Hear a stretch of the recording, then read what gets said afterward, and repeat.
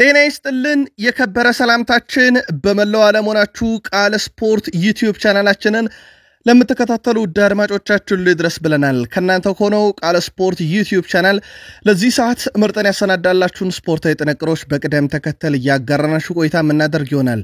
እንደውልጊዜው እስከ ፕሮግራማችን ፍጻሜ ቆዩ። ላይክ፣ ሰብስክራይብ፣ ሼር ማድረግ እንዳይረሳ። የአውሮፓ ምሽታችሁ እንዴት ነበረ? በተለይ የምትደግፏቸው ክለቦች አሊያም የእግር ኳስ አፍቃሪያን ምሽታችሁን አጋሩን። ዛሬም የአውሮፓ ምሽቶች ቀጥለው ይካሄዳሉ።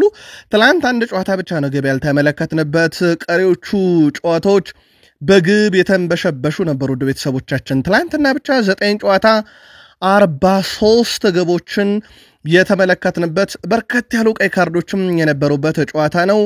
ከፈረንሳይ አድርገን በጀርመን በጣሊያን ለመጀመሪያ ጊዜ አንድ አሰቃቂ ውጤት ተመዝግቧል በናፖሊ ላይ። ባርሴሎናም ቢሆን ለቀጣይ ለኤል ክላሲኮ ጨዋታም ያሟሟቀበት ጨዋታ የሚመስል አይነት ውጤት ግማሽ ደርዘን ግብ ያስመለከተን ነበረ። ከዛ ውጪም ሰበር ዜና በባርሴሎና በኩል ይዘናል፣ ታዳምጡታላችሁ። የምሽቱ ጨዋታ ላይም ከእንግሊዝ ክለቦች ኒካስል ዩናይትድ የጆዜ ሞሪኖ ወንበር ነቅነቅ የሚያደርግ ውጤት ነው ያስመዘገበው። ትላንት የመጀመሪያውን አሲስት በእጅ ተመልክተናል፣ እንነግራችኋለን። ኤርሊንግ ብሮት ሃላንድ እና ማንቸስተር ሲቲ ጉዞ ወደፊት ብለዋል። የሃላንድን አስገራሚ ሪከርድ ከሜሲም ጋር ጭምር አነጻጽረን እንነግራችኋለን።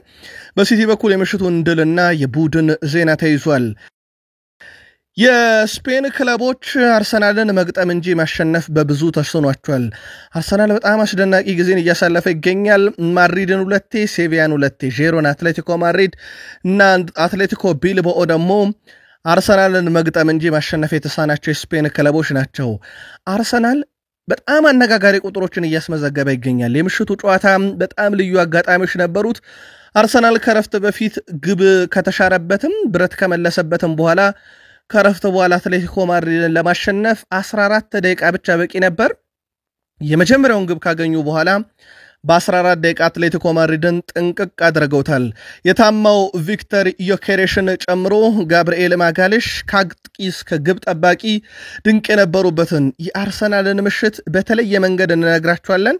ዲየጎ ሲሞኔም በታሪካቸው ለመጀመሪያ ጊዜ አንድ መጥፎ ሪከርድ ያስመዘገቡት በምሽቱ ጨዋታ ላይ ነው።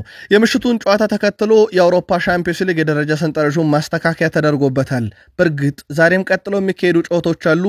እነኚህንም ጨዋታዎች አያይዘን ትላንት ምሽት አርሰናል የነበረውን ልዩ አጋጣሚ ከጨዋታዎቹ ጋር አያይዘን ምንነግራችሁ ይሆናል። የአውሮፓ ምሽቶች ዛሬም ይቀጥላሉ። በሊግ ደረጃ በርከት ያሉ መረጃዎችን እናነሳለን። ሜሲ ወሩ ምርጥ ሲባል ሮናልዶ የምንጊዜ ምርጡ እኔ ነኝ እያለ ይገኛል።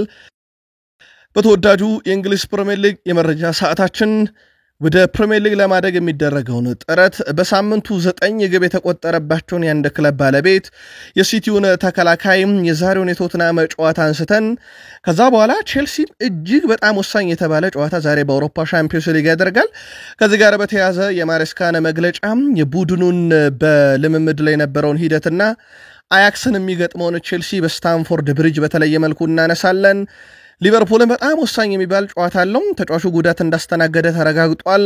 በዚህ ሳምንት በአይንትራክ ፍራንክፈርቱ የምሽቱ ጨዋታ ጨምሮ የማያገኙትን ተጫዋች ጨምሮ ለመሆኑ የሊቨርፑል ተጫዋቾች ምንድን ያጋጠማቸው? ወደ ጀርመን ሲጓዙ ለየት ያለ ነገር ተፈጥሯል። አንድን ሁነትም አሰርዟል።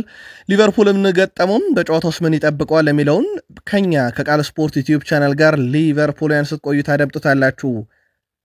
የዩናይትዱ ተጫዋች በጥብቅ እየተፈለገ ነው፣ ፉክክርም አለ ተብሏል። ከዛ ውጪ ክሪስ ዋይለር በዩናይትድ ከፍ ያለ ድርድር እየተደረገ ነው ተብሏል። ማንቸስተር ዩናይትድ እና የውድድር ዓመቱ እናነሳለን። ሩበን አሞሪምና ፍልስፍናቸው፣ የማንቸስተር ዩናይትድ ያልታየ ግን ከጉዳት ነፃ ሲሆን ምርጡን ተጫዋች እናነሳለን። ለመሆኑ የዩናይትድ ተጫዋቾች ሳምንት እንዴት እየሄደላቸው ነው? ከቃል ስፖርት ዩቲዩብ ቻናል ቆይታ ስታደርጉ እነኝና ሌሎች የተመራረጡ የዕለቱን መረጃ ተከታተላላችሁ። አብራችሁን ስትቆዩ ላይክ፣ ሰብስክራይብ፣ ሼር ማድረግ እንዳይረሳም። በሐሳብ መስጫ ሳጥናችን ላይ የአውሮፓ ምሽቶቻችሁ የማክሰኞ ምሽት እንዴት አለፈ? ዛሬ ሮብ ምሽትስ ምን እንጠብቅ? ከቃል ስፖርት ዩቲዩብ ቻናል ጋር ቆይታ ስታደርጉ የምታጋሩን ይሆናል። እኔ ቃል ስፖርት ነኝ፣ እናንተስ አጋሩን። ከቃል ስፖርት ዩቲዩብ ቻናል የሳቱ መረጃ ተጀመረ። መልካም ቆይታ ተመኘን። የዛሬ የአውሮፓ ሻምፒዮንስ ሊግ ምሽቶችም ልክ እንደ ትላንትናው ምሽት 1 ሰዓት ከ45 ደቂቃ ሲል ነው ዛሬም ጅማሯቸውን የሚያደርጉት። አትሌቲኮ ቢልባኦ ከካራባክ፣ ጋላታሳራይ ከቦዶ ግሊምት ምሽት 1 ሰዓት ከ45፣ ምሽት 4 ሰዓት አታላንታ ከስላቪያ ፕራግ፣ ባየር ሙኒክ ከክለብ ብሩጅ፣ ቼልሲ ከአያክስ፣ አይንትራክ ፍራንክፈርት ከሊቨርፑል፣ ሞናኮ ከቶትናም፣ ሪያል ማድሪድ ከዩቬንቱስ፣ ስፖርቲንግ ሊዝበን ከማርሴይ ደግሞ እነኚህ ልክ ምሽት 4 ሰዓት ሲል የሚጀምሩ በአውሮፓ ሻምፒዮንስ ሊግ እጅግ በጣም ተጠባቂ መርሃ ግብሮች ናቸው። ትላንትና በርከት ያሉ ጨዋታዎች ሲደረጉ ወይም ወደ 9 የሚጠጉ ጨዋታዎች ሲደረጉ አንድ ጨዋታ ብቻ ነው ግብ ያልተመለከትንበት ውድ ቤተሰቦቻችን። ይህም ጨዋታ ካይራታ አልማንቲ ከፓፎስ ጋር ያደረጉት ጨዋታ አንድም ግብ ያልተመለከትንበት ጨዋታ ሆኗል። ስለዚህ ብቸኛው ካይራታ አልማንቲ ከፓፎስ ያደረጉት ጨዋታ ብቻ ነው ትላንት ምሽት ግብ ያላየንበት። ቀሪዎቹ ጨዋታዎች ግን በግብ የተንበሸበሹ ለተመልካች አዝናኝ ግብ ያጡ ቀያል ያጡ ምሽት ነበር። እንከታተላቸው። ትላንትና 9 ግብ ሊቆጠርበት ለተመልካችም አዝናኝ ሊሆን የተካሄደው ጨዋታ የባየርና ሌቨርኩሰንና የፓሪስ ሰን ዠርሜን ነው ማለት ይቻላል። ትላንትና 2 ቀይ ካርድና 9 ግቦችን ተመልክተናል። ግብ አስቆጣሪዎቹን ደርድረን እንመልከት። በርከት ያለ ግብ ካስቆጠረው ከእንግዳው ቡድን ፓሪስ ሰን ዠርሜንን ጀምር። ፓቾ 7ኛው ደቂቃ ላይ፣ ዲዛይር ዱዌ 41ኛው ደቂቃ፣ ክቫራትስኬሊያ 44ኛው ደቂቃ ላይ፣ ዱዌ መልሶ 48ኛው ደቂቃ አልቢትሩ በጨመሩት ማለት ነው። ከረፍት በኋላ ሜንዴሽ 50ኛው፣ ኦስማን ዴምቤሌ 66ኛው፣ ቪታኒያ 90ኛው ደቂቃ ላይ ሰባቱን የፓሪስ ሰን ዠርሜን ግቦች አስቆጥረዋል። በባየርን ሌቨርኩሰን በኩል በባለሜዳው በኩል ከሽንፈት ያልታደገው 2 ግቦችን ጋርሻ 38ኛው ደቂቃ በፍጹም ቅጣት ምትና 54ኛው ደቂቃ ላይ በጨዋታ አስቆጥሯል። በጨዋታው ላይ ከሁለቱም በኩል ቀይ ካርድ ነበሩ። ከባየርን ሌቨርኩሰን በኩል አንድሪች 33ኛው ደቂቃ ላይ በቀይ ካርድ ወጣ። ከፓሪስ ሰን ዠርሜን በኩል ዛባሪያኒ 37ኛው ደቂቃ ከረፍት በኋላ ከ37ኛው ደቂቃ ጀምሮ ወጣ። በሁለቱ ቀይ ካርድ መካከል ያለው የ4 ደቂቃ ልዩነት ነው። ስለዚህ 7 ግቦች በፓሪስ ሰን ዠርሜን፣ 2 ግቦች በባየርን ሌቨርኩሰን በኩል ሲቆጠሩ ተመጣጣኝ የተጫዋች ቁጥር ሜዳ ላይ ነበር ማለት ይቻላል። የምሽቱ የጨዋታው ኮከብ ኑኖ ሜንዴሽ ነው። ኑኖ ሜንዴሽ የጨዋታው ኮከብ 1 ግብ 1 አሲስት አለው። በጨዋታው ላይ 4 የግብ ዕድሎችን ፈጥሯል። ከፍተኛው ነው። 91% ኳስ የማቀበል ስኬት ነበረው። 11 ኳሶችን ያቀበለው 3ኛ የሜዳ ክፍል ላይ፣ 5ቱ ኳስ ረጃጅምና 3ቱ ስኬታማ ነበሩ። ከዛ ውጪ ወደ 6 የሚጠጉ ኳሶችን ከተቃራኒ ቡድን መልሶ መቀማት ችሏል። 6 የግብ አስተዋጽኦ ባለፉት 11 ጨዋታ በሁሉም መድረክ፣ እንደዚሁም ደግሞ 4 የግብ አስተዋጽኦም በ3ቱ የአውሮፓ ሻምፒዮንስ ሊግ ምሽቶች ላይ አስመልክቶናል። ኑኖ ሜንዴሽ ትላንትና ገና የግራ መስመር ተከላካይ ሆኖ በአውሮፓ ሻምፒዮንስ ሊግ ላይ ወደ 4ኛ የሚጠጋ የግብ አስተዋጽኦን በ3ኛ ምሽቱ ላይ አሳልፈዋል። ኦስማን ዴምቤሌ ከ53 ቀናት በኋላ ለመጀመሪያ ጊዜ ጨዋታ አድርጓል። ትላንትና ክቫራትስኬሊያን ቀይሮ ገባ። ግብ ለማስቆጠር ሜዳ ላይ ፈጀበት 3 ደቂቃ ብቻ ነው። የባሊዮን ዶር አሸናፊው ከጉዳት በኋላ ወደ ሜዳ ሲመለስ በ3 ደቂቃ ግብ ማስቆጠር የቻለበት ነበር። ትላንት ምሽት በርከት ያለ ግብ ያየነበት አንደኛው ጨዋታ ይሄ ነበር። ሌላ በርከት ያለ ግብ የተመለከትንበት ጨዋታ የቦሩሲያ ዶርትመንድና የኮፐንሃገን ጨዋታ ነበረ። በእንግዳው ቡድን ቦሩሲያ ዶርትመንድ 4-2 ድል አድራጊነት ተጠናቋል። 4ቱን የቦሩሲያ ዶርትመንድ ግቦች ኒሚቻ 20ኛው ደቂቃ ላይ፣ ባንሲያቢያኒ በፍጹም ቅጣት ምት 61ኛው፣ ኒሚቻ መልሶ 76ኛውና እንደዚሁም ሲልቫ 87ኛው ደቂቃ ላይ 4ቱን የቦሩሲያ ዶርትመንድ ግቦች ሲያስቆጥሩ ለባለሜዳው ኮፐንሃገን ከሽንፈት ያልታደጉ 2 ግቦችን አንቶኒ የቦሩሲያ ዶርትመንድ ተጫዋች በራሱ መረብ ላይ 33ኛው ደቂቃና ዳዶንሰን 91ኛው ደቂቃ ላይ ለኮፐንሃገን 2ቱን ግቦች አስቆጥሯል። ግን ቡድኑን ከሽንፈት አልታደጉም። ናፖሊ በታሪኩ እንደዚህ አይነት የአውሮፓ ሻምፒዮንስ ሊግ ምሽት አሳልፎ ያቅም። ናፖሊ በአውሮፓ ውድድር መድረክ ለመጀመሪያ ጊዜ 6 ግብ ተቆጥሮበታል። እንደ አጠቃላይ ናፖሊ በእግር ኳስ ክለብ ሆኖ ከተመሰረተ በኋላ 6 ግብ የተቆጠረበት በራሱ ከ1997 ሳምፕዶሪያ 6-3 ካሸነፈው በኋላ በዲሴምበር 21 1997 ነው እንደ እግር ኳስ ክለብ 6 ግብ የተቆጠረበት። በአውሮፓ ሻምፒዮንስ ሊግ ለመጀመሪያ ጊዜ ትላንትና 6 ግብ ተቆጥሮበታል። እንግዳ ነበረ ናፖሊ። ባለሜዳውም ፒኤስቪ አይንዶቨን ናፖሊን 6-0 ሲያሸንፍ ባን ጎሪን በራሱ መረብ ላይ አስቆጠረ። ሳብሪያ 38ኛው ደቂቃ ላይ፣ ዲማን 54ኛውና 80ኛው ደቂቃ ላይ፣ ፔፔ 87ኛው ደቂቃና ዶርሽ 89ኛው ደቂቃ ላይ ስድስቱን የፒኤስቪ አይንዶቨን ግብ አስቆጥሯል። በናፖሊ በኩል ስኮት ማክቶሚኒ 31ኛውና እንደዚሁም 86ኛው ደቂቃ ላይ ሁለት ግቦችን አስቆጥሯል። በናፖሊ በኩል ሉካ 76ኛው ደቂቃ ላይ በቀይ ካርድ ወጥቷል። በእርግጥ እስከ ቀይ ካርዱ ድረስ በራሱም 3-1 በሆነ ውጤት ፒኤስቪ አይንዶቨን እየመራው ነበር። ሌላኛው መርሃ ግብር ኢንተርን ከዩኒየን ሴንት ግሎስ ያገናኘ ጨዋታ ነበረ። ኢንተር ሚላን 4-0 በሆነ ውጤት ጨዋታውን ድል አድርጓል። ዶምፍሪስ 41ኛው ደቂቃ ላይ፣ ማርቲኔዝ 46ኛው ደቂቃ ላይ በጨማሪ ደቂቃ ከረፍት በፊት፣ ከረፍት በኋላ ካህሉንጉሉ በፍጹም ቅጣት ምት 53ኛው ደቂቃ ላይ፣ ኢስቱፔሶ በ76ኛው ደቂቃ ላይ ግብ አስቆጥረው ኢንተር ሚላን 4-0 በሆነ ውጤት ዩኒየን ሴንት ግሎስን ከሜዳ ውጭ ሄዶ ድል አድርጓል። ለኤል ክላሲኮ ያሟሟቀበት ምሽት ነው የሚመስለው። 6-1 በሆነ ውጤት ኦሎምፒያኮስን ድል አድርጎታል። ትላንትና ባርሴሎና በጨዋታው ላይ በሜዳውና በደገፊት ነው ያደረገው። ፌርሚን ሎፔዝ ሃትሪክ ሰርቷል። 7ኛው 39ኛውና 76ኛው ደቂቃ ላይ ግብ አስቆጥሮ ማርከስ ራሽፈርድ ሁለት ግቦችን አስቆጥሯል። 74ኛውና 79ኛው ደቂቃ ላይ በጨዋታው አንድ ግብ ለባርሴሎና ያስገኘው ደግሞ ላሚን ያማል 68ኛው ደቂቃ ላይ ነበረ። በኦሎምፒያኮስ በኩል ኤል ካቢ በቫር አንድ ኳስ ተሻረበት 50ኛው ደቂቃ ላይ። ኤል ካቢ መልሶ 54ኛው ደቂቃ በፍጹም ቅጣት ምት ግብ አስቆጥሮ 57ኛው ደቂቃ ላይ ደግሞ ሂዜ በሁለተኛ ቢጫ ካርድ ከሜዳ ወጥቷል። ሂዜ 57ኛው ደቂቃ ላይ በቢጫ ካርድ እስኪወጣ ድረስ 2-1 በሆነ ውጤት ባርሴሎና ጨዋታውን እየመራ ነበረ።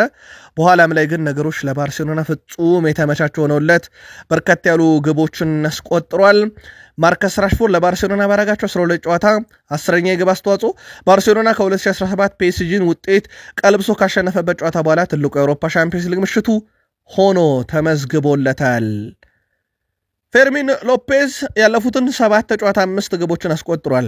ትላንትና ደግሞ 73 ኳስ የነካ 3 ጎል ያስቆጥሮ ሃትሪክ የሰራ 4 የጎል ሙከራ 4ቱ ኢላማውን የጠበቀለት ትላንትና ወደ 0.7 ግብ የማስቆጠር ንጻር የነበረው ግን 3 አግኝቷል።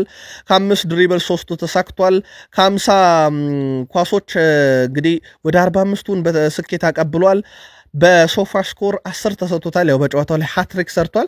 ፌርሚን ሎፔዝ በእግር ኳስ ዘመኑ የመጀመሪያ ሃትሪኩን በአውሮፓ ሻምፒዮንስ ሊግ መድረክ ነው ያው ማስፈረም የቻለው። በባርሴሎና ቤት የመጀመሪያ ሃትሪኩ ልዩ አጋጣሚ እንደፈጠረለት ገልጾ የቡድን አጋሮቼም ስላገዙኝ አመሰግናለሁ ብለዋል። ላሚን ያማል በምሽቱም ጨዋታ ከጉዳት ካገገመ በኋላ በጣም አስደናቂ ብቃቱን ያሳየበት፣ አንድ ግብ ያስቆጠረ፣ አንድ አሲስት ያደረገ፣ 2 የግብ ዕድል የፈጠረ፣ 3 ሙከራ አድርጎ 100% ኳስ የሚያቀበል ስኬት የነበረው 27 ኳሶችን ለቡድን አጋሮቹ በስኬት አቀብሏል። 7 የ1-1 ግንኙነቶችን አሸንፏል። እጅግ በጣም አስደናቂ ምሽት ነበረ። ለዚህም ተጫዋች የላማሲያ የአካዳሚ ውጤት እንደሆነ ይታወቃል። ትላንትና ግን እሱ ብቻ አይደለም በሜዳ ላይ የነበረ የላማሲያ አካዳሚ ዴሮ ፈርናንዴስ 2008 ላይ የተወለደ የ17 ዓመቱ ታዳጊ ትላንትና ለባርሴሎና ቋሚ ሆኖ መጫወት የቻለበት ሲሆን በማርከስ ራሽፈርድ በኩል በአውሮፓ ሻምፒዮንስ ሊግ 5ኛ የግብ አስተዋጽኦ ላይ ደረሰበት በጣም ድንቅ ምሽት ነበር ማለት ይቻላል። ምናልባት ለኤል ክላሲኮ ጨዋታ በራሱ ትልቅ ተነሳሽነት ለባርሴሎና መፍጠር የሚችል ምሽት ነበር ማለት ይቻላል። ሰበር መረጃ አለን። ባርሴሎና እና ቪላሪያል ሊያደርጉት የነበረው የስፔን ላሊጋ መርሃ ግብር በአሜሪካ ማያሚ እንደማይደረግ ይፋ ተደርጓል። ጨዋታው ተይዞ በነበረው መርሃ ግብር መሰረት በቪላሪያል ስቴዲየም እንደሚደረግ ላሊጋው አሳውቋል። ጨዋታው በአሜሪካ መደረጉ የተሰረዘው በቅርብ ሳምንታት ውስጥ በስፔን በተፈጠረው አለመረጋጋት ምክንያት ነው ተብሏል። ከሪያል ማድሪዱ ግብ ጠባቂ ቲቦት ኮርቷ እስካለቃቸው ፍሎሬንቲኖ ፔሬዝ ከተጫዋች ከባርሴሎና ከራሳቸው ፍራንኪ ዲዮንግን ጨምሮ እስከ ሃንሲ ፍሊክ በርከት ያሉ የዓለም ከዋክብት ትልልቅ ሚዲያዎች ጭምር ይህን እውነት ከተቃወሙትና ድምፅ ካሰሙ በኋላ ላሊጋው እስከ ትላንትና ጊዜ ድረስ ራሱ የሪያል ማድሪዱን አለቃ ፍሎሬንቲኖ ፔሬዝን ተቃውሞ ውድቅ አድርጎ ነበር። አሁን ከጥቂት ደቂቃዎች በኋላ በሰበር ያረጋገጥነው። ላሊጋውም በስተመጨረሻ የሁሉንም ድምጽ ከሰማ በኋላ በስፔን ውስጥ በተፈጠረው አለመረጋጋት ምክንያት ጨዋታውን ሰርዣለሁ። በዲሴምበር ወር ላይ የሚደረገው የባርሴሎናና የቪላሪያል ጨዋታ እዛው በሀገረ ስፔን ይደረጋል ተብሏል። የእንግሊዝ ክለቦችም ትላንትና በድል የተንበሸበሹበት በርከት ያሉ ግቦችንም ያስቆጠሩበት ምሽት ነበረ። መነሻችንን ሴንት ጄምስ ፓርክ ስቴዲየም ኒካስል ዩናይትድ ከቤኔፊካ አድርገን እንጀምር። ትላንትና ኒካስል ዩናይትድ ቤኔፊካን 3-0 በሆነ ውጤት ድል አድርጓል። 32ኛው ደቂቃ ላይ አንቶኒ ጎርደን ግብ ካስቆጠረ በኋላ ረፍት ወጡ። ከረፍት ሲመለሱ ሃርቬ ባርንስ 71ኛውና 83ኛው ደቂቃ ላይ ሁለቱን ግቦች አስቆጥረው ኒካስል ዩናይትድ በድል ጎዳና ቀጥሏል። በነገራችን ላይ ውድ ቤተሰቦቻችን ካስታወሳችሁ የጆዜ ሞሪኒዮ ሹመት በአውሮፓ ሻምፒዮንስ ሊግ ሊነቃነቅ ይችላል ወንበራቸው ብለናችሁ ነበር። ከተጋጣሚያቸው አንጻር በቼልሲ ተሸነፉ 1-0፣ አሁን በኒካስል ተሸነፉ 3-0። ቀጣይ ተጋጣሚያቸውም በቀጣይነት በተለይም ባየር ሌቨርኩሰን፣ አያክስ፣ ናፖሊ፣ ዩቬንቱስ እና ሪያል ማድሪድ ነው። ስለዚህ በተሾሙ ሳምንታት ስንብታቸውን ሊያሰሙ የሚችሉ የአውሮፓ ምሽቶች ይመስላሉ። አንቶኒ ጎርደን 3 የአውሮፓ ሻምፒዮንስ ሊግ ምሽቶች 3 ግቦች ለኒካስል ዩናይትድ አበርክቷል። በባርሴሎና ጨዋታ ቢሸነፉም ግብ አስቆጥሮ ነበረ። ዩኒየን ሴንት ግሎስን ድል ሲያደርጉ ግብ አስቆጥሯል። ትላንትናም ቤኔፊካን ድል ሲያደርጉ ግብ አስቆጥሯል። አንቶኒ ጎርደን 3 ያለፉትን የአውሮፓ ሻምፒዮንስ ሊግ ምሽቶች በሶስቱም ላይ ለኒካስል ዩናይትድ ግብ አስቆጥሯል። ትላንት ለየት ያለ ሁነት የተፈጸመው ውድ ቤተሰቦቻችን ኒክ ፖፕ በእጁ የወረወራት ኳስ ሃርቬ ባርንስ ግብ አድርጓታል። ይህም ከኒካስል ዩናይትድ የፍጹም ቅጣት ምት መምቻ ሳጥን ውስጥ በእጁ ወርውሮ ነው እንግዲህ ግማሽ የሜዳ ክፍል አስተላልፎ አሲስት ማድረግ የቻለው። ኒክ ፖፕ 60 ያርድ ያክል በእጁ ወርውሮ አሲስት ያደረገ ግብ ጠባቂ ሲሆን ይሄ በእንግሊዝ ግብ ጠባቂዎች ዘንድ ሁለተኛው ያደርገዋል። በእጁ ወርውሮ አሲስት ያደረገ። ትላንትና ይሄን አስመልክቶናል። በጣም አስደናቂ ምሽት ነበር ማለት ይቻላል ለኒካስል፣ ለኒክ ፖፕ፣ ለአንቶኒዮ ጎርደን። ማንቸስተር ሲቲም ለትላንትናው ጨዋታ እንግዳ ቢሆንም ወደ ስፔን አቅንቶ ስላደረገ 2-0 ረትቶ ወደ እንግሊዝ ተመልሷል። ኤርሊንግ ብሮት ሃላንድ 17ኛው ደቂቃ ላይ፣ ቤርናንዶ ሲልቫ 40ኛው ደቂቃ ላይ ከረፍት በፊት ማንቸስተር ሲቲ ድል ያደረገበትን 2 ግቦች አስቆጥሯል። ኤርሊንግ ብሮት ሃላንድ 15 ግቦችን ባለፉት 11 ጨዋታ በሁሉም መድረክ ማስቆጠር የቻለ ዘንድሮ የግብ ጥማቱ ያልቆረጠለት ሆኖ ትላንትም ተመልክተናል። እጅግ በጣም አስደናቂ ምሽት ነበረ ለኤርሊንግ ብሮት ሃላንድም። 12ኛ ተከታታይ ጨዋታ ነው በነገራችን ላይ ግብ ሲያስቆጥር። ብራይተን 1 ብሎ የጀመረው ኤርሊንግ ብሮት ሃላንድ ሀገሩ ጋር ፊንላንድ እና ሞልዶቫን ሲገጥሙ ግብ አስቆጠረ። ወደ ፕሪሚየር ሊግ ሲመለስ ማን ዩናይትድ፣ ሻምፒዮንስ ሊግ ናፖሊ፣ አርሰናል፣ በርንሌ፣ ሻምፒዮንስ ሊግ ሞናኮ፣ ከዛ ፕሪሚየር ሊግ ብሬንትፎርድ፣ ለሀገሩ ኢስራኤል ኤቨርተን፣ ትላንትና በአውሮፓ ሻምፒዮንስ ሊግ ለክለቡ ቪላሪያል ላይ ግብ አስቆጠረ። ስለዚህ ኤርሊንግ ብሮት ሃላንድ 12ኛ ተከታታይ ጨዋታ በሁሉ መድረክ ግብ ያስቆጠረበት ምሽት ነው። በፕሪሚየር ሊግ 6 ተከታታይ ጨዋታ ደርሷል። እጅግ በጣም አስደናቂ የሚባል ጊዜን እያሳለፈ ይገኛል። የዚህ ተጫዋች ግብ የማስቆጠር ንጻሬም ትላንትም ቀጥሏል። በአውሮፓ ሻምፒዮንስ ሊግ 26 ዓመት ሳይሞላቸው በርካታ ግብ በማስቆጠር 59 የነበረው ሊዮኔል አንድሬስ ሜሲ አሁን 26 ዓመት በፊት 53 ግቦችን በማስቆጠር ቀድሞ 53 ሲደመር ግቦች ላይ መድረስ የቻለው ከሜሲ ቀጥሎ ኤርሊንግ ብሮት ሃላንድ ሆኗል። ገና ውድድሩም ይቀጥላል። ሃላንድም ግብ ማስቆጠሩን በዚሁ ይቀጥላል ተብሎ ይጠበቃል። የማንቸስተር ሲቲና ቪላሪያል የምሽቱ የጨዋታ ኮከብ ሳቪኒዮ ሆኗል። 3 ተከታታይ ክሊንሺት ጃሊጂ ዳናሮማ አስመዝግቧል። ትላንትና በሲቲ በኩል ከነበሩ ሁነቶች ውስጥ እነኚህ በትልቁ ይጠቀሳሉ። የምሽቱ ኮከባችሁ ለእናንተ ማን ነበር? ሳቪኒዮ የሲቲ የጨዋታው ኮከብ ተብሏል። እንዳጠቃላይ የሲቲ ጉዞንስ እንዴት አገኛችሁት? ያለፉት 9 ጨዋታ በነገራችን ላይ ሲቲ ሽንፈት የሚባል ነገር አልገጠመውም። 7ቱን ድል አድርጎ 2ቱን ጨዋታ ባቸው ውጤት አጠናቋል። ሲቲ አሁን እንደ አምናው አይነት ቡድንስ ፈተና ሊገጥመው ይችላል ወይ? ከአምናውስ ብዙ አልተሻሻለም ወይ? ለፕሪሚየር ሊግም ለአውሮፓ ሻምፒዮንስ ሊግም መታጨት አይችልም ወይ? የሲቲ ደጋፊዎች ምሽት ላይ ክለባችሁንስ እንዴት አገኛችሁት? በሐሳብ መስጫ ሳጥናችን ላይ አድርሱን። ትላንት ምሽት አርሰናል በብዙ ከታገለው በኋላ አትሌቲኮ ማድሪድ በ14 ደቂቃ ውስጥ ጥንቅቅ አድርጎታል። አርሰናል ትላንትና አትሌቲኮ ማድሪድን ለማሸነፍ ከረፍት በፊት በብዙ አጋጣሚዎች ግብ ሊያገኝ አልቻለም ነበረ። በምሽቱ ጨዋታ ኢዜ 5ኛው ደቂቃ ላይ ብረት መለሰበት፣ 36ኛው ደቂቃ ላይ ማርቲኔሊ ያስቆጥሮ ኦፍሳይድ ተባለበት። ስለዚህ ረፍት 0-0 ለመውጣት ለአርሰናል ግድ ይለው ነበረ። ሲመለሱ ግን ጋብርኤል ማጋሌሽ 57ኛው ደቂቃ ላይ፣ ጋብርኤል ማርቲኔሊ 64ኛው ደቂቃ ላይ፣ ቪክተር ዮኬሬሽ 67ኛውና 70ኛው ደቂቃ ላይ ገባ አስቆጠሩ። እነኚህ ግቦች ሊቆጠሩ ያስፈልጋቸው አርሰናል 14 ደቂቃ ብቻ ነበር እንደማለት ነው። አርሰናል ጨዋታውን 4-0 በሆነ ውጤት ድል አድርጓል። አርሰናል የአውሮፓ ሻምፒዮንስ ሊግ በማይክል አርቴታ ስር ገብቶ 2023 ምሽቶችን ማሳለፍ ከጀመረ በኋላ 9ኛ የምድብ ጨዋታውን አድርጓል። በእነኚህ 9 ጨዋታ ኤምሬትስ ላይ ማለት ነው 26 ግብ ሲያስቆጥር ኤምሬትስ ላይ በምድብ ጨዋታ የአርሰናልን መረብ ማግኘት የቻለ አንድም የአውሮፓ ክለብ ሊገኝ አልቻለም። የስፔን ክለቦች ሪያል ማድሪድ 2 ጊዜ፣ ሴቪያ 2 ጊዜ፣ ጄሮና፣ አትሌቲኮ ቢልባውና ሪያል ማድሪድ ጨምሮ አርሰናል ለመጀመሪያ ጊዜ እንግዲህ በአውሮፓ ሻምፒዮንስ ሊግ 7 ተከታታይ ጨዋታ የስፔን ክለቦችን ረቷል። ያለፉት 7 ጨዋታዎች ለስፔን ክለቦች አርሰናልን መግጠም እንጂ ማሸነፍ ተስኗቸዋል። አርሰናል በፕሪሚየር ሊግ ከአናት ይገኛል። በአውሮፓ ሻምፒዮንስ ሊግ አልተሸነፈም።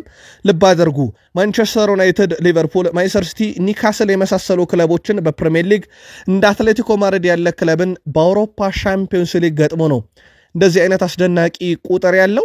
ሌላ በጣም አስገራሚ መረጃ ልንገራችሁ። በዚህ ዓመት አርሰናል በአውሮፓ ሻምፒዮንስ ሊግ 3 ጨዋታ አድርጓል። በእነኚህ 3 ጨዋታ 8 ግብ አስቆጥሯል። አንድ ክለብ እንኳን መረቡን አልቀመሰም ያርሰናልን። በቀጣይ ከስላቫ ፕራጋ ደግሞ ከሜዳ ውጭ ወጥቶ የሚጫወት ሲሆን አርሰናል ባለፉት 4 ተከታታይ ጨዋታ ድል እንጂ መረቡ ላይ ኳስ ተቆጥሮበት አያውቅም። ኦሎምፒያኮስ፣ ዌስትሃም፣ ፉላም እና አትሌቲኮ ማድሪድ በአርሰናል ሽንፈት የደረሰባቸው ክለቦች ሲሆኑ አንዳቸውም ባለፉት 4 ጨዋታ አርሰናል ላይ ግብ አላስቆጠሩም። ጨዋታውን ተቆጣጥረን ነበር ይላል ኮኬ። አርሰናል ረጃጅምም ጭምር ናቸው እያለ ይገኛል። የአትሌቲኮ ማድሪዱ ተጫዋች ኮኬ ቡድናቸው የምሽቱን ጨዋታ በበላይነት ተቆጣጥሮ መጫወቱን ተናግሯል። ጨዋታውን ተቆጣጥረን ነበር ያለው ኮኬ በሁለተኛው አጋማሽ የበለጠ ተቆጣጥረናል፣ የመጀመሪያው ጎል በቆመ ኳስ አስቆጠሩብን ይላል። አክሎም አርሰናል ቀጥሎ 3 ዕድሎች ብቻ ነበሩት፣ 3ቱንም ወደ ግብነት ቀይሯቸዋል ሲል አርሰናል ረጃጅም ናቸው እንዲሁም ጥሩ አጥቂዎች አሏቸው ሲል ለሽንፈቱ ኮኬ ተከታዩን ምክንያት ደርድሯል። ረጃጅም መሆናቸው፣ ያገኟቸውን 3 ዕድሎች በመጨረሻ መጠቀማቸው፣ አንድ የቆመ ኳስ አስቆጠሩብን በመጀመሪያ ያጨዋታውን ቀይሮታል እያለ ነው። የአርሰናል የማሸነፊያ ግቦች ውስጥ 2ቱን ግቦች ያስቆጠረው ቪክተር ዮኬሬሽ ቡድናቸው ዋንጫ ማሸነፍ እንደሚፈልግ ተናግሯል። ወደ ግብ አግቢነቱ ስለመመለሱ የተጠየቀው ቪክተር ዮኬሬሽ እንደ አጥቂ ጎል ማስቆጠር ትፈልጋለህ? የሚያበሳጭ ጊዜም ነበር ብሏል። አክሎም ነገር ግን የግብ ማስቆጠር ጊዜ እንደሚመጣ ማመንና መቀጠል አለብህ፣ ተሳክቷል ብሏል። ቡድኑ ዋንጫዎችን ማሸነፍ ፈልጋል፣ ዓላማችን ነው፣ እኔ ጎል ለማግባትና ጨዋታዎችን ማሸነፍ ፈልጋለሁ ሲል ተደምጧል። የለበስኩት የሄነሪ መለያ ብዙ ጎሎች አሉት፣ በርካታ ጎሎችም ከፊቱ አሉት፣ ጥሩ ስሜት አለው፣ ለኔ ትልቅ ክብር ነው ብሏል ቪክተር ዮኬሬሽ። በምሽቱ ጨዋታ 2 ግቦችን እሱ ደግሞ ለማስቆጠር የፈጀበት የደቂቃ ልዩነት 3 ደቂቃ ብቻ ነው።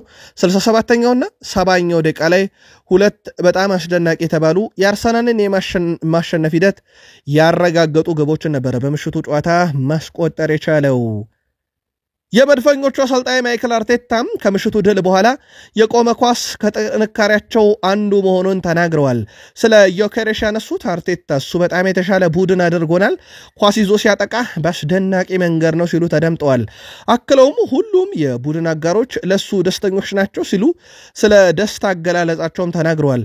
በጣም ከባድ ጨዋታ ነበር፣ ነገር ግን ከመጀመሪያው ጎል በኋላ ትንሽ ክፍተት ነበሩ፣ ቦታ ለማግኘት ቀላል ነበር ብሏል። በውጤቱም ደስተኛ ነኝ ብለዋል አሰልጣኝ ማይክል አርቴታ። እሳቸውም እንዳሉት አርሰናል የመጀመሪያ ግቡን እስኪያገኝ በብዙ ተቸግሯል። ከረፍት በፊት ቫር እስከሻረው ብረት እስከመለሰው ኳስ የተቸገረው አርሰናል ከረፍት በኋላ ግን 57ኛው ደቂቃ የመጀመሪያዋን ግብ ካገኘ በኋላ ቀሪዎቹ 14 ደቂቃዎች 3 ግብ ተቆጥሮበት በድምሩ 4-0 አሸንፏልና ማይክል አርቴታ የመጀመሪያውን ግብ እስከናገኝ ድረስ ነገሮች በጣም ከባድ ነበሩ ብለዋል። የአትሌቲኮ ማድሪዱ አሰልጣኝ ዲየጎ ሲሞኔ ያለ ጥርጥር አርሰናል ከኛ ፍጹም የተሻለ ቡድን ነበር ብለዋል። ስለ ጨዋታው ሲናገሩ በሁሉም መንገድ በልጠውናል ያሉት ዲየጎ ሲሞኔ በጣም ጠንካራ ነበሩ፣ ከመጀመሪያው ጎል በኋላ ጨዋታው ወደሚፈልጉበት መንገድ ወስደውታል ብለዋል። አርሰናል በዘንድሮ የውድድር ዘመን ከገጠሙን ቡድኖች ሁሉ ምርጡ ነው እያሉ ነው ዲየጎ ሲሞኔ። ስለ ቡድኔ ምንም አልልም፣ ጥሩ ተጫውተናል፣ ነገር ግን በተሻለ ቡድን ተሸንፈናል፣ ተጋጣሚያችን እንኳን ደስ አላችሁ ብለው ወደ መልበሻ ክፍል መሄድ አለባቸው ወይም ወደ ስፔን መመለስ አለባቸው ተጫዋቾቼ ብለዋል ዲየጎ ሲሞኔ። የእሳቸው ቡድን ሪያል ማድሪድን አንኮታክቶ ነበር ያሸነፈው። ትልቅ ግምት ተሰጥቶትም ነበረ በዛ ድል ምክንያት። አርሰናል አሁን እውነተኛ ፈተና ሊገጥመው ነው ተብሎ ነበረ በአውሮፓ ሻምፒዮንስ ሊግ ምሽት። በእርግጥ እስከ ረፍት እውነተኛው ፈተና ነበረ ብለን እንኳን ብንል ከረፍት በኋላ ግን ያንን ነገር በአትሌቲኮ ማድሪድ በኩል እናየው አልቻልንም። ዲየጎ ሲሞኔም ምርጥ ነበርን ግን በምርጥ ቡድን ተሸንፈናል ሲሉ ተደምጠዋል። ከምሽቱ ጨዋታ በኋላ የጨዋታው ኮከብን ቪክተር ዮኬሬሽን እናስቀድም። በተጫዋች ደረጃ ቪክተር ዮኬሬሽ ትላንት 2 ግብ አስቆጠረ። 100% ኢላማውን የጠበቀ ሙከራን ያደረገው፣ 100% ኳስ የማቀበል ስኬት፣ 100% ታክሎቹ ስኬታማ፣ 5 የመሬት ላይ ግንኙነቶችን ያሸነፈ፣ 4 ጥፋቶች ተሰርተውበት ለቡድኑ ቅጣት ምት ያስገኘ ተጫዋች ነበረ። ዮኬሬሽ የጨዋታው ኮከብ ተብሏል። የዮኬሬሽን ጉዳይ በተመለከተ ትላንትና ቴሪ ዳንኤል ኦኖሪ 14 ቁጥር መልበስን በተመለከተ ያለውን መልከታ ገልጾ ነበር። ትላንትና በነገራችን ላይ የሲቢሲ ስፖርት ጋዜጠኞች ከስቱዲዮና ከኤሚሬትስ ሆኖ ጨዋታውን ሲያስተላልፉ ቴሪ ዳንኤል ኦኖሪ ከስቱዲዮ ሚካ ሪቻርድስ ከኤሚሬትስ ሆኖ ጨዋታውን እያስተላልፉ ነበርና የዚህችን 14 ቁጥር መለያም በዛው ነበረ ያነሷት። አርቴታም እንግዲህ እሱ ጎሎችን ያስቆጥራል፣ ወደፊትም በዚሁ ይቀጥላል ብለዋል። ለፊት መስመሩ በራሱ የተለየ ጥራት ነው የሰጠው ብለዋል ማይክል አርቴታ። የጨዋታውን የመክፈቻ ግብ አስቆጣሪው ጋብርኤል ማጋሌሽ መነሻው እሱ ነበር ማለት ይቻላል። ከ2021 የውድድር ዘመን መጀመሪያ ጀምሮ በሁሉም ውድድሮች በአውሮፓ 5 ታላላቅ ሊጎች አንድ ቡድን ብዙ ግቦችን ያስቆጠረ የማል ተከላካይ ያለው ጋብርኤል ማጋሌሽ ከአርሰናል ነው። ይህ ተጫዋች በጣም አስደናቂ ያደርገዋል። ዊሊ ኦርባን የአርቢ ሌይፕዚጉ ተከላካይ 21 ግቦች አሉት። ጃሉንካ ማንቺኒ ከሮማ 18 ግቦች ይዞ ሶስተኛው ነው። ጋብርኤል ማጋሌሽ በአውሮፓ 5 ታላላቅ ሊጎች ከ2020 ጀምሮ ባለፉት 5 ዓመታት ውስጥ በርካታ ገቢ ያስቆጠረው እሱ ነው። በነገራችን ላይም በአርሰናል መለያ ጋብርኤል ማጋሌሽ አርሰናል፣ ሊቨርፑል፣ ቼልሲ፣ ሲቲ፣ ስፐርስ የመሳሰሉ የፕሪሚየር ሊግ ክለቦች ላይ ግብ ያስቆጠረ፣ ስፖርቲንግ ሊዝበን፣ አትሌቲኮ ማድሪድ በአውሮፓ ዙሪያ ትልቅ ክለቦች ላይ ግብ ያስቆጠረ ነው። ትላንትናም በጣም ወሳኟን ማርሽ ቀያሪ የነበረች ግብ ያስቆጠረ እሱ ነበረ። የግብ ጠባቂ ዳቪድ ሪያ ቁጥር አስገራሚ ነው። 12ኛ ጨዋታው በዚህ ዓመት 9 ላይ መረቡ አልተደፈረም። ትላንትናም ተመሳሳይ ነበር የተፈጸመው። ምናልባት ለአርሰናል በጣም አሳዛኙ ዜና ቀጣይ ጨዋታ ምናልባት ተጋጣሚያቸው ቀላል ሆነ እንጂ ስላቪያ ፕራ ከአርሰናል አንጻር ዙቤሜንዲን አያገኙትም። ትላንትና በቢጫ ካርዱ ምክንያት ዙቤሜንዲ ቀጣይ የስላቪያ ፕራህ ጨዋታ ያመልጠዋል። በምሽቱ ጨዋታ ግን 100% የድርብል ስኬት፣ 100% ክሮሱ ስኬት፣ 41 የተሳኩ ፓሶችን ያደረገ፣ 4 የመሬት ላይ ፍልሚያዎችን ድል ያደረገ፣ 3 ቁልፍ ኳስ ያቀበለ፣ 3 ጊዜ ኳስን ከግብ ክልል አካባቢ ያራቀ፣ 2 ጊዜ ኳስን ከተጋጣሚ ነጠቀ፣ 2 ታክሎችን ያረገ፣ አንድ ትልቅ የግብ ዕድል የፈጠረ ነው። ምናልባት አርሰናሎች በክረምት ፈራሚያችሁ ቀለባችሁን ከሳቡት ደርድሩ ቢባሉ ከአናት ከሚደረድሩ ተጫዋች ማርቲን ዙቤሜንዲ አንዱ ነው ማለት ይቻላል። ላልኳችሁ ምናልባት የአርሰናል እድለኛ ካልሆነ በስላቪያ ፕራ ጨዋታ ይህን በጣም አስደናቂ ተጫዋቻቸውን በቅጣት ምክንያት አያገኙትም። ዴክላን ራይስ በአውሮፓ ሻምፒዮንስ ሊግ 4 ግቦች ትላንትናውን ጨምሮ 4ኛ ስቴት ደርሷል። ዴክላን ራይስ ለአርሰናል በአውሮፓ ሻምፒዮንስ ሊግ ምሽት መጫወት ከጀመረ በኋላ 8ኛ የግብ አስተዋጽኦ ላይ እንደዚሁ ትላንትና መድረስ ችሏል። በአሰልጣኝነት ህይወት ዘመን ዲየጎ ሲሞኔ በ14 ደቂቃ 4 ግብ ሲቆጠርባቸው ይህ ለመጀመሪያ ጊዜ ነው። ውድ ቤተሰቦቻችን ዲየጎ ሲሞኔ የቆሙ ኳሶች በእግር ኳስ ውስጥ በጣም አስፈላጊ ናቸውና በዚህ ውድድር ውስጥም ሊሆን ይችላል ብለዋል። ምክንያቱም ወደ ትንሽ ልዩነት ሊወርድ ይችላል። መጥፎ እድል ሳይሆን ይሄ መጥፎ አጋጣሚም ሳይሆን በትክክል የቆመ ኳስን መጠቀም ያስፈልጋል። አርሰናል ያንን ያደረጉት ብለዋል።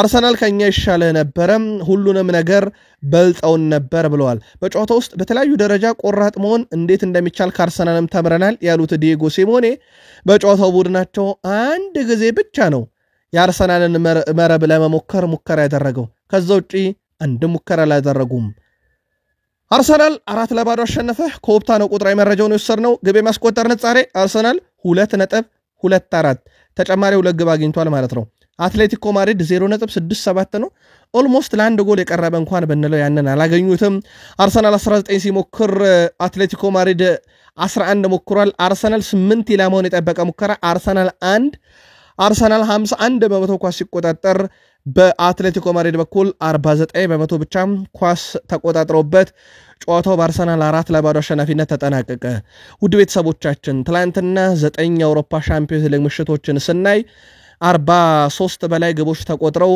5 ቀይ ካርዶች በየስቴዲየሞቹ ተመዟል ኦሎምፒያኮስ ፓፎስ ባየር ሌቨርኩሰን ፓሪስ ሰን ዠርሜን የናፖሊ ተጫዋቾች ደግሞ ትላንት ምሽት ቢጫ ካርድ ያዩ ሲሆን ከተቆጠሩት 43 ግቦች ጋር በተያያዘ አንድ ስቴዲየም ብቻ ግብ እንዳልተቆጠረበት ይታወቃል የትላንትና የጨዋታ ውጤቶችን ተከትሎ ወደ ቤተሰቦቻችን ፓሪስ ሰን ዠርሜን በ9 ነጥብ ይመራል ኢንተር በ9 ይከተላል በግብ ክፍያ ልዩነት ነው ያላቸው አርሰናል በተመሳሳይ 9 ነጥብ 8 የግብ ክፍያ ይዞ ሶስተኛ ነው ቦሩሲያ ዶርትመንድ በ7 ነጥብ ይከተላል ማንቸስተር ሲቲ በ7 አምስተኛ ባየር ሙኒክ ኒውካስል ዩናይትድ ሪያል ማድሪድ 6 ነጥብ አላቸው በነገራችን ላይ የትላንትናው ውጤት ብቻ ነው ዛሬ የአውሮፓ ሻምፒዮንስ ሊግ ምሽት ጨዋታዎች ስለሚቀጥሉ ነኚህ ከ1 እስከ 8 ያሉ ክለቦች የደረጃ ሰንጠረዥ ለውጥ ያጋጥማቸዋል ለአብነት ያክል ባየር ሙኒክ ሪያል ማድሪድ ዛሬ ጨዋታ አላቸው እነ ካራባግም ጭምር ስለዚህ የደረጃ ሰንጠረዡ መጠነኛ ለውጥ ሊከተልበት ስለሚችል የአውሮፓ ሻምፒዮንስ ሊግ የዛሬ ምሽት ጨዋታዎች ተደርገው ከተጠናቀቁ በኋላ እነማን 8 ውስጥ እነማን 16 ውስጥ ለመግባት ከ9 እስከ 24 አሉ እነማን ወራጅ ቀጠና ውስጥ አሉ የሚለውን ደግሞ በነገው ልክ በዚህ ሰዓት በመናቀርብላችሁ የማለዳ መረጃችን ላይ መናካተተ ይሆናል ቲቦት ኮርቷ ለሱ ይሄ ቀላል አይደለም ቪኒሺየስ ጁኒየር በጣም አስደናቂ ተጫዋች ነው ነገር ግን ከየስቴዲየሙ ከደጋፊዎች ሜዳ ላይ ከተጫዋቾች የሚገጥመው ነገር ለሱ መልካም አይደለም እሱ በጣም አስደናቂ ተጫዋች ነው እያለ ይገኛል ግን ቪኒሺየስ ጁኒየርም ሜዳ ላይ ለሚገጥመው ተቃውሞ ከተጫዋቾች ከስቴዲየምም ለሚቀርብበት መጥፎ ዝማሬዎች የሱም ምላሽ ጥሩ አይደለም ወይም እሱ ራሱ ሜዳ ላይ ያ ነገር እንዲፈጠር ያደርጋል በሚል ቅሬታ ይሰማበታል ቲቦት ኮርቷ ግን የለም እንደዚህ አይነት ተጫዋች አይደለም ነገሮች ይገኑበታል ተቃራኒ ቡድኖች እሱ ላይ ጫና ለመፍጠር የሚያደርጉትም አንደኛው ሆነት ነው ብሏል በሳምንቱ ሄታፌን ድል ሲያደርጉ 2 ተጫዋቾች በቀይ ካርድ እንዲወጡ ምክንያት የነበረው እሱ ነው ያም ትልቅ ተቃውሞ በስቴዲየም ውስጥም በተጫዋቾችም ዘንድ አስነስቶበት ነበር ግን ለሪያል ማድሪድ ምርጡ ምሽት ነበረ ያ ምሽት ምክንያቱም የቪኒሺየስ ጁኒየር ሚና ለማሸነፍ እንደ ምክንያት ስለነበረ ቲቦት ኮርቷ እሱ ምርጣችን ነው ብሏል የፈረንሳይ ብሔራዊ ቡድን እና የባሊዮን ዶር የፓሪስ ሰን ዠርሜን ምሽት ተቀይሮ ገብቶ ደግሞ በ3 ደቂቃ ገብ ያስቆጠረው ኦስማን ዴምቤሌ አትጠራጠሩ አንድ ቀን ኬሊያን መባፔ ባሊዮን ዶር ተሸላሚ ይሆናል ያንን የመውሰድ አቅምም ብቃትም ያለው የዚህ ዓመት የሱ አስደናቂ ነገር እየተመለከትኩ ነው ምናልባት በዚሁ የሚቀጥል ከሆነ ባሊዮን ዶርን ያገኛል እያለ ነው የሀገሩን ልጅ ኬሊያን መባፔ ዛሬ ሪያል ማድሪድን ይዞ በሳንቲያጎ ቤርናቢዮ በጣም ወሳኝ ምሽት ከዩቬንቱስ ጋር ያደርጋል ሪያል ማድሪድ ባለፉት 11 ጨዋታ 10 ድል ያለው አንድ ቤት ተሸነፈ በዩቬንቱስ በኩል ደግሞ ካለፉት ወደ 9 የሚጠጉ ጨዋታ 3 ብቻ ድል ያለው 5 አቻ ወጥቶ አንድ የተሸነፈ ቡድን ነው ሪያል ማድሪድ በመጨረሻ 5 ጨዋታ 4 ድል አንድ ሽንፈት ገጥሞታል ዩቬንቱስ በመጨረሻ 5 ጨዋታ አንድ ድል እንኳን የለውም ውድ ቤተሰቦቻችን 4ቱን አቻ ወጥቶ አንድ ጨዋታ ተሸንፏል በርስ ግንኙነት ዩቬንቱስ 11 ያሸንፎታል ሪያል ማድሪድን ምናልባት በተፎካካሪነት ደረጃ ትልቅ ልንለው እንችላለን ግን ደግሞ ሪያል ማድሪድ 13 ጊዜ ረቶታል 2 ጊዜ አቻ ወጥቷል እነኚህ 2 ክለቦች የመጨረሻ 4 ግንኙነታቸውን ነጥለን ብንመለከት ሪያል ማድሪድ 3ቱን ሲረታ ዩቬንቱስ 1 ጊዜ ረቶታል ዛሬ ምሽት 4 ሰዓት ሲል በሳንቲያጎ ቤርናቢዮ ስላቮክ ቪንቼች በሚመሩት ጨዋታ ማን የበላይነቱን ይወስዳል ቅድመ ግምታችሁን አድርሱን በሳምንቱ መጨረሻም የአውሮፓ ሊጎች በእንግሊዝ በጣሊያን በጀርመን በፈረንሳይ በስፔን ጨምሮ ከኢንተርናሽናል ብሬክ በኋላ ተመልሰው ተመልክተን ነበረ።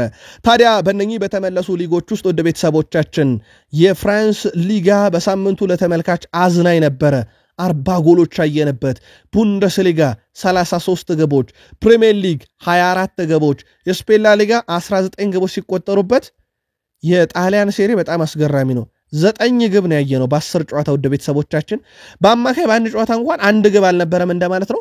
ካስታወሳችሁ በቅዳሜ ምሽትም በእሁድ ምሽትና በሰኞ ማለዳ መረጃችን ላይ የጣሊያን ሴሪን መረጃ ስንነግራችሁ በርከት ያሉ የ0-0 ጨዋታ ውጤቶች ነበሩት። ኦሎምፒክ ማርሴዮች የቀድሞ ግብ ጠባቂያቸው ስቲቭ ማንዳዳ ለብሶት ይጫወት የነበረውን 30 ቁጥር መለያ ጡረታ አውጥተውታል። ከእንግዲህ ወዲህ በማርሴይ እግር ኳስ ታሪክ ውስጥ 30 ቁጥር መለያ አይለበስም ተብሏል።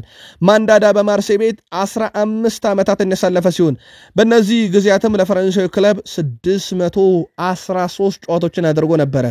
ታዲያ አሁን ላይ የቀድሞ ግብ ጠባቂያቸው ስቲቭ ማንዳዳ እግር ኳስን በበቃኝ ካቆመ በኋላ አሁን ደግሞ 30 ቁጥር መለያን ለሱ ክብር ስንል ሰቅለነዋል ብለዋል። ምናልባት በቅርቡ የተሰቀለች ቁጥር መለያ 20 ቁጥር ናት በሊቨርፑል።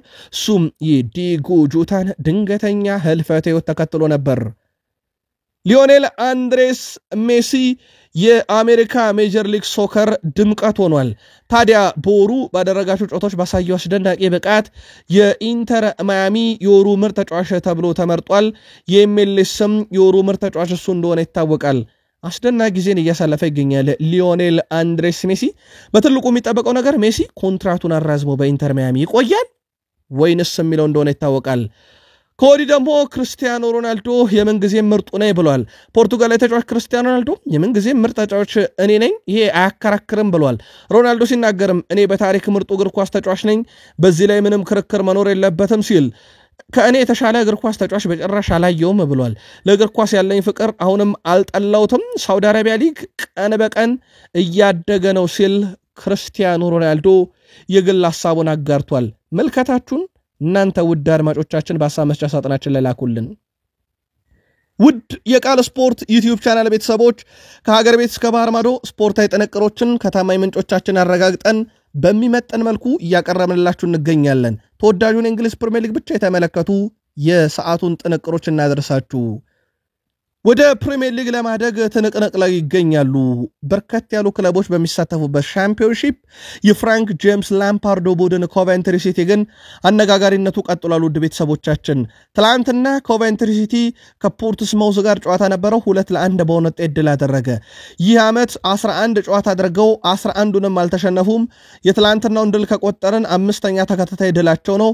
ከ11 ጨዋታም 4 ጨዋታ ብቻ ነው አቻ የወጡት። ቀሪዎቹን በሙሉ ድል አድርገው በ4 ነጥብ ልዩነት የውድድር ዓመቱን ሰንጠረዥ ይመሩታል። በቀጣይ በትልቁ በፕሪሚየር ሊጉ ይጠበቃሉ። የኢቫን ጁልስ ማርኪናስ 2 ክለቦች በቀናት ልዩነት 9 ግብ ተቆጥሮባቸዋል። ኖቲንግሃም ፎረስት በቼልሲ 3-0 ሲሸነፍ ትላንት ኦሎምፒያኮስ የሳቸው ክለብ ነው በባርሴሎና 6-1 በሆነ ውጤት ተሸንፈዋል። የማንቸስተር ሲቲው ፖርቱጋላዊ ተከላካይ ሩበን ዲያሽ ትላንትና ለሲቲ በቋሚ አሰላለፍ ውስጥ ገብቶ መጫወቱን ተከትሎ 50ኛ ጨዋታውን በሻምፒዮንስ ሊግ አድርጓል። ወደ 7.1 ነበረ ሬቲንግ የተሰጠው። ዛሬም የአውሮፓ ሻምፒዮንስ ሊግ ለፕሪሚየር ሊግ ክለቦች ቀጥሎ ሲካሄድ በስታድ ሉዊስ ሁለተኛ ስቴዲየም ቶትንሃም ሞናኮን ያስተናግዳል። ባለሜዳው ሞናኮ ባለፉት 10 ጨዋታ 4 ድል ያለው 3 አቻ 3 የተሸነፈ፣ በቶትንሃም ሆትስፐርስ በኩል ባለፉት ወደ 12 ጨዋታ 6 የረታ 4 አቻ ወጥቶ 2 የተሸነፈ፣ በሞናኮ በኩል ባለፉት 5 ጨዋታ 1 ድል 3 አቻ 1 ሽንፈት፣ በቶትንሃም በኩል ባለፉት 5 ጨዋታ 2 ድል 2 አቻ 1 ሽንፈት የገጠመው፣ በእርስ በርስ ግንኙነት 4 የተገናኝቶ 3 ጊዜ ሞናኮ ያሸነፈ፣ 1 ጊዜ ቶትንሃም 1 ጊዜ ደግሞ አቻ የወጡበት በዛሬው ምሽት 4 ሰዓት ሲል ደግሞ በስታድ ሉዊስ ሁለተኛ ስቴዲየም ፍልሚያቸውን ያደርጋሉ። ማን በበላይነት ይወጣል? ቀድመ ገመታችሁን አድርሱን። ቼልሲም ዛሬ በጣም ወሳኝ ጨዋታ አለበት። ያውም አያክስን ነው በስታንፎርድ ብሪጅ የሚያስተናግደው። የሰማዮቹ አለቃ ማሬስካም ቡድኔ ዝግጁ ነው ብሏል። የዛሬውን ጨዋታ ለማሸነፍ በቡድን ውስጥ እየተመለከትን ያለው ነው ተከታታይ ቀይ ካርድ ዛሬ እናስቀራለን ብሏል ማሬስካም። ተጫዋቾቹን አይቀጡም ወይ ቀይ ካርድ ሲያዩ ቢባሉ በፍጹም አልቀጣም። 4 ልጆች በዚህ ዓመት ቀይ ካርድ አይተውብኛል፣ 4ቱንም አልቀጣውም ብሏል። እሳቸው ግን ቢያንስ በመምራት ደረጃ ቅሬታ ቢነሳባቸውም እሳቸውም ከዚህ ቀይ ካርድ እንዳልተረፉ ይታወቃል። ለዛሬ ጨዋታ ግን ቡድኔ ዝግጁ ነው፣ አዲስ ጉዳት የለብኝም፣ ጨዋታውን እናሸንፋለን፣ ለጨዋታው 100% ቡድኔ ዝግጁ ነው ብለዋል። ምናልባት ከቼልሲ ጋር በተያያዘ በዚሁ የእሳቸው ሐሳብ ላይ ለመጠቅለል ያክል ትላንትና ሙሉ ስኳዱ ልምምድ አድርጓል። ያ ማለት አዲስ ጉዳት አልተመዘገበም። ጥሩ ዜና የሚባለው እንደ ሊያም ዴላፕ ያለ ተጫዋች ከጉዳት ተመልሶ መጠነኛ ልምምዶችን እያደረገ ነው። በቅርቡ በዋናው ቡድን ይጠበቃል። ቼልሲ ከአያክስ ዛሬ ምሽት 4 ሰዓት በስታንፎርድ ብሪጅ ጨዋታ ይደረጋል።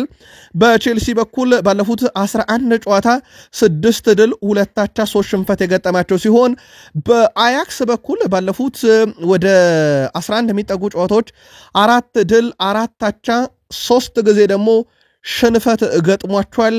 በባለሜዳው ቼልሲ በኩል ባለፉት ወደ 5 የሚጠጉ ጨዋታዎች 4ቱ በድል የተጠናቀቁ፣ 1 ጨዋታ ደግሞ ሽንፈት የገጠማቸው ሲሆን በአያክስ በኩል ባለፉት 5 ጨዋታ 1 ድል ብቻ ነው ያላቸው።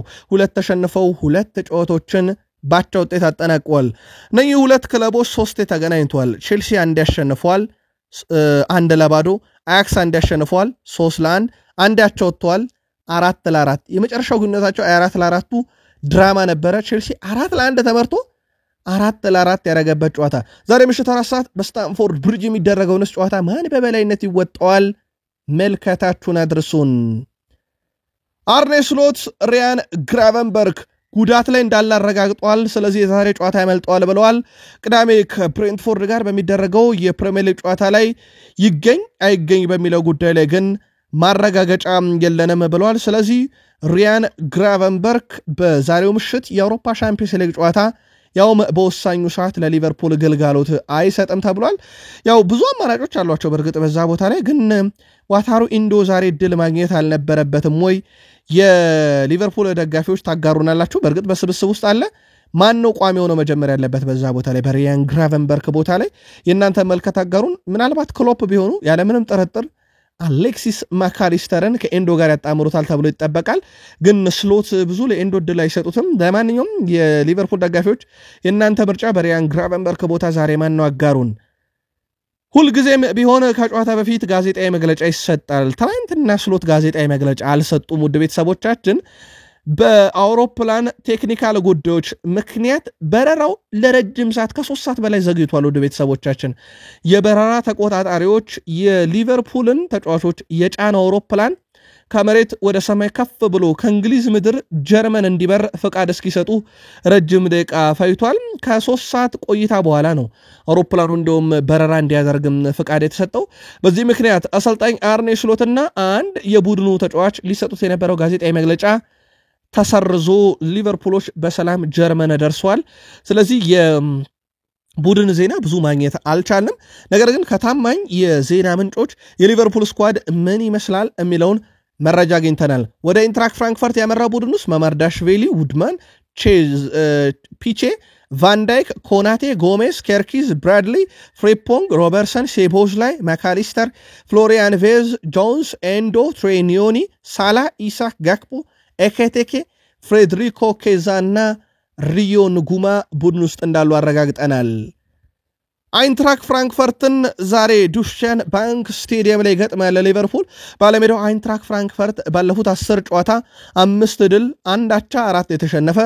ሊቨርፑል ባለፉት ወደ 12 ጨዋታዎች አድርጎ 7ቱን በድል አጠናቆ ባለፉት የመጨረሻ ጨዋታዎች 4 የተሸነፈ፣ 1 ጊዜ ደግሞ አቻ የወጣ ቡድን ነው።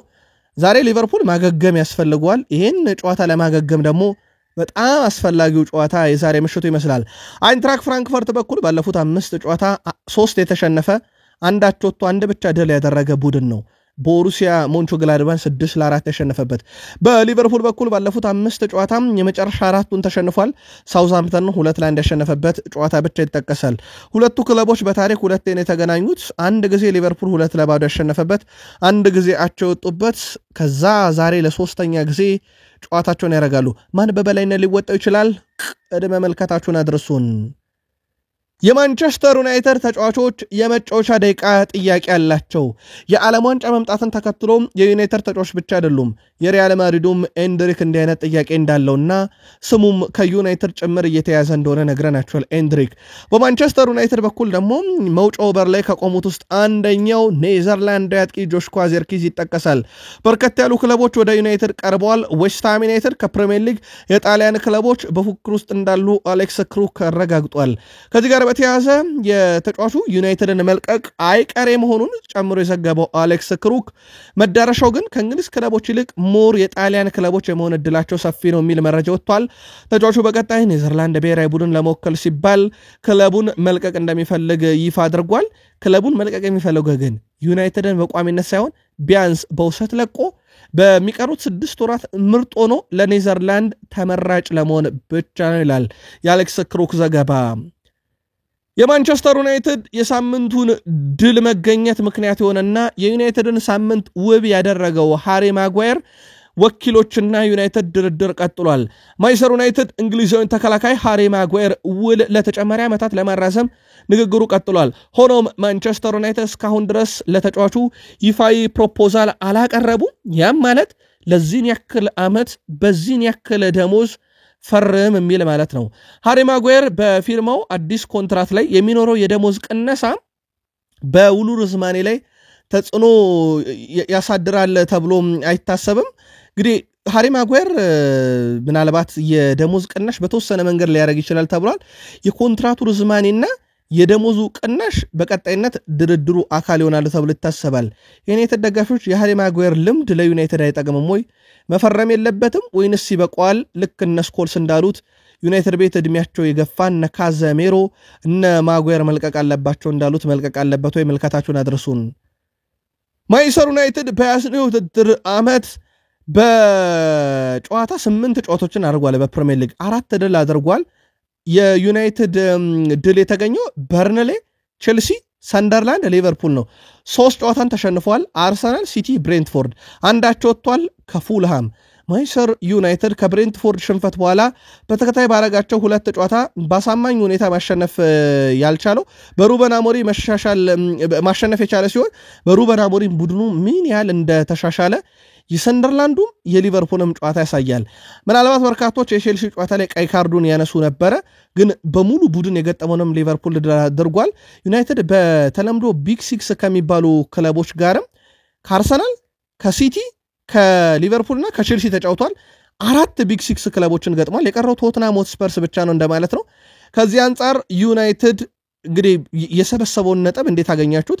ቀጣይ የፊታችን ቅዳሜ በ5 ተከታታይ ጨዋታ ሽንፈት ያላስተናገደውን ብራይተንን ኦልትራፎርድ ላይ ነው የሚገጥመው። ብራይተንን የሚገጥሙበት ጨዋታ ካሸነፈ ማንቸስተር ዩናይትድ 3ኛ ተከታታይ ድሉ ይሆናል። ያው ጸጉር እንቆርጣለን ብሏል የማንቸስተር ዩናይትዱ ተከላካይ ዲየጎ ዳሎ። 5 ተከታታይ ጨዋታ ድል አድርገን ማንቸስተር ዩናይትድ በሳምንቱ ሊቨርፑልን ድል ካደረገ በኋላ በነገራችን ላይ አንድ ሪከርዱን አስቀጥሏል። ይኸውም በመጀመሪያ አጋማሽ ሊቨርፑልን ከመራ ዩናይትድ ሽንፈት አልገጠመውም። 7 ድል 2 አቻ ያለው። ባለፉት 9 ጨዋታ ዩናይትድ ከረፍት በፊት ሊቨርፑልን መርቶት ሽንፈት የሚባል ነገርም አልገጠመውም። ሌላ በጣም አስደናቂ ቁጥር ነው። ለዩናይትድ ደጋፊዎች ጥያቄ እናንሳ። ዩናይትድ በሩበን አሞሪም ስር ፍልስፍና አልቀይርም ብለው በፍልስፍናቸው ጸንተዋል። ታዲያ በዚሁ በቀጠለው ፍልስፍናቸው የመጨረሻ ወደ 6 ጨዋታዎችን ብናይ 4 ድል 2 ሽንፈት ገጥሞታል ዩናይትድ ከመጨረሻ 6 ጨዋታ። ከመጨረሻ 3 ጨዋታ ብናይ ደግሞ ከመጨረሻ 4 ጨዋታ ብናይ ደግሞ 3 ድል 1 ሽንፈት ነው ያላቸው። ከመጨረሻ 3 ጨዋታ 2 ድል 1 ሽንፈት፣ ከመጨረሻ 2 ጨዋታ 2 ድል አለው ይህ ቡድን። በዛው ፍልስፍና ስር ቡድኑ ምን ያህል እየተሻሻለ እንደሆነ ለማሳየት ነው እነኚህን ውጤቶች የጠቀስናቸው። ታዲያ ሩበን አሞሪም በአሰልጣኝ ፍልስፍና ያልቀየረም ሲሉ የቀድሞ የማንቸስተር ዩናይትድ ተጫዋችና ኒውካስልን ሲያሰለጥኑ የምናውቃቸው ስቲቭ ብሩስ በራሳቸው ይህን አረጋግጠው ነበረ። ትላንት ምሽትም ነግረናቸዋል። ማንቸስተር ዩናይትድ በክረምት የዝውውር መስኮት ያመጣቸው ተጫዋቾች ለሩበን አሞሪም ፍልስፍና ምቹ ስለሆኑ ሩበን አሞሪም ከሚወዱት ፍልስፍናቸው ጋር ዩናይትድን መሻገር ይችላሉ እያሉ ነው ስቲቭ ብሩስ። የዩናይትድ ደጋፊዎች ከፈረሙት ተጫዋቾች አንጻርና ባለፉት ጥቂት ጨዋታዎች ከዩናይትድ መሻሻል አንጻር በውጤት ደረጃ በተለይ መሻሻል አንጻር የሩበን አሞሪም ፍልስፍና ምላሽ እየሰጠ ነው ብላችሁ ታምናላችሁ? መልካታችሁን አድርሱን። ሰሞኑን በርካቶች አድናቆታቸውን የሚያጎርፉት ለሴላን መንሽ፣ ብሪያን ቤሞ፣ አማድ ዲያሎ፣ ብሩኖ ፈርናንዴዝ እና ሃሪ ማጓየር እየተባለ ነው። አንድ ተጫዋች ግን በዩናይትድ ቤት ከጉዳት መልስ አሁንም በወጥ ብቃቱ እንደቀጠለ ነው። ሜሰን ማውንት ወደ አቋሙ የተመለሰ ይመስላል። ምናልባት በቼልሲ የምናውቀው ያ ከጉዳት ነፃ የሆነው ሜሰን ማውንት በዩናይትድ ዳግም የመጣ ይመስላል። አሞሪም ለሱ ፍልስፍና ይሆናሉ ከተባሉ ተጫዋቾች ውስጥም አንደኛው እሱ እንደነበረ ይታወቃል። ወደ ዩናይትድ ሲመጣ በዩናይትድ አሁን ላይ ሜሰን ማውንት በጥሩ መነቃቃት ላይ ይገኛል። ምናልባት የጉዳት ሁኔታ ማያገረሽበት ከሆነና ተከታታይ ጨዋታዎችን የሚቀጥል ከሆነ ያለምንም ጥርጥር የሩበን አሞሪም የሳምንት ቋሚ ይሆናል ተብሎ የሚታሰበው ተጫዋች ነው። ዩናይትዶች የሜሰን ማውንት አንድም ከጉዳት ነፃ ሆኖ ተከታታይ ጨዋታ ላይ መገኘት ሲገኝም በሜዳ ላይ እያሳየ ከሚገኘው ብቃት አንጻር ከሰሞኑ ከሚወደሱት ሴላን መንሽ፣ ብሪያን ቤሞ፣ አማድ፣ ብሩኖ እና ማጓየር አንጻር እንዴት አገኛችሁት? የነሱ ተጫዋቻችሁን ምልከታችሁን አድርሱን። ቅዳሜ አንቶኒ 2 ጎል አስቆጠረ ለሪያል ቤቲስ። ትላንትና በአውሮፓ ሻምፒዮንስ ሊግ ምሽት ራሽፈርድ ለባርሴሎና፣ ስኮት ማክቶሚኔ ለናፖሊ 2 ግብ አስቆጠሩ። 3 የዩናይትድ ተጫዋቾች በጣት በሚቆጠሩ ቀናቶች ውስጥ 6 ግቦችን ለክለቦቻቸው አስቆጥሯል ማለት ነው። የዩናይትድ የውሰትና የሙሉ ሽያጭ ውጤቶች ናቸው። ዩናይትድ በቡድን ውስጥ እነኚህን ተጫዋቾች ማቆየት ነበረበት የሚለው ብዙ መከራከሪያ ነጥቦችን ያስነሳ ጉዳይ ነው። ግን ዩናይትድ አሁንስ ቢሆን እነ ኮቢ ሜኖን እነ ዜርኪዚን መልቀቁ ተገቢ ነው ብላችሁ ታስባላችሁ ወይ?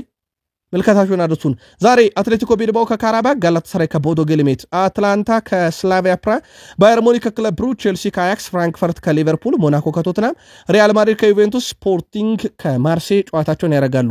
መልካም ዕድል ብለናል። ቃል ስፖርት ዩቲዩብ ቻናል የሰዓቱ ጥንቅር አበቃ። ሰናይ ቀን